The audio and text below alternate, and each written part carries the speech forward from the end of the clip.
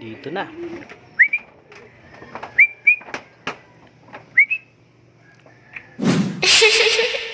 Good morning guys, ngayong araw nga ay Thursday. Mag-aabang ako kay First Bullet. Ikinarga nga namin siya kasama ako dahil nagpahinga ako kagabi. May inasikaso nga akong importanteng mahalaga pag out ko sa trabaho kahapon. Shoutout nga pala sa mga nakasama ko kagabi, kay paring Jeric at kay Boss Norman Lanot. Pal mo, pag ako sinama mo dyan, tingnan mo.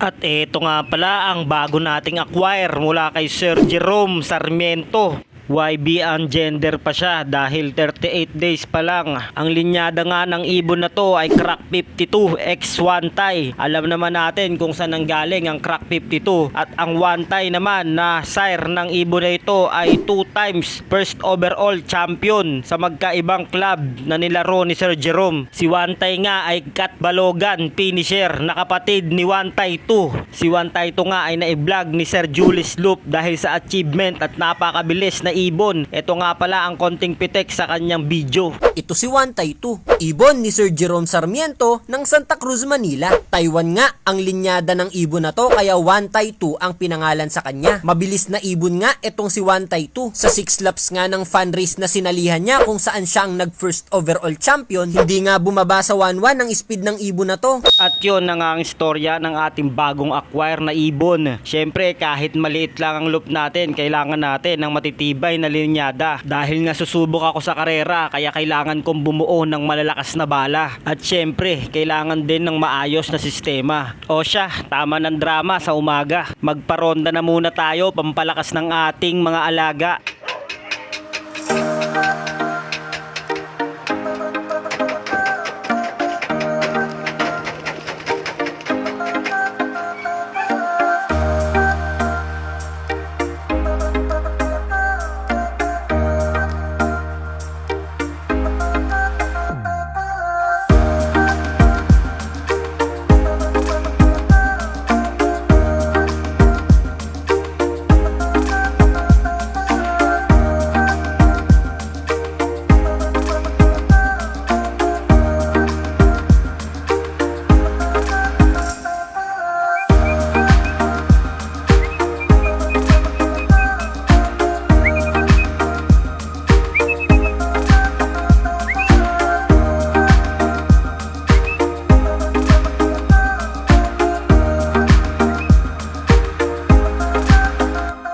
Yun, 9:09 na nga ng umaga. Abangan na nga tayo sa mga ganitong oras nga ay nasa 1-2 pa ang speed.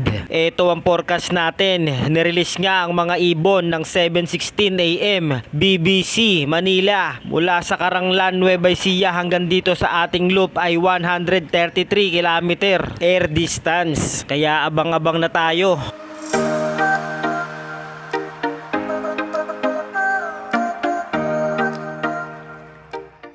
Dito na.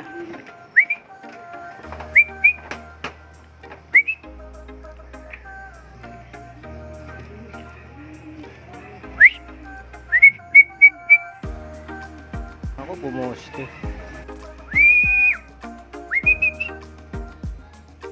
Grabe ka naman, Day. Pumoposte ka pa.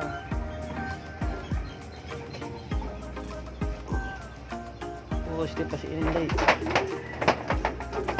Kasi 9:13. Nasa 1-1 pa nga ang speed ni First Bullet. Bumilis nga siya habang lumalayo. Hindi ko na muna sinabay si 7-9 yung kapatid niya dahil naglaglag nga siya ng isang pakpak habang patubo yung isa. Mahihirapan nga siyang lumipad ng 8 feathers dahil 4 months pa lang sila. Tulad nga neto ni First Bullet, halos 3 pa lang sa magkabilaang pakpak ang nailaglag niya. Pero ganun pa man, napakalakas pa rin na ibon. Tignan nyo naman, parang hindi nilipad ang 133 km.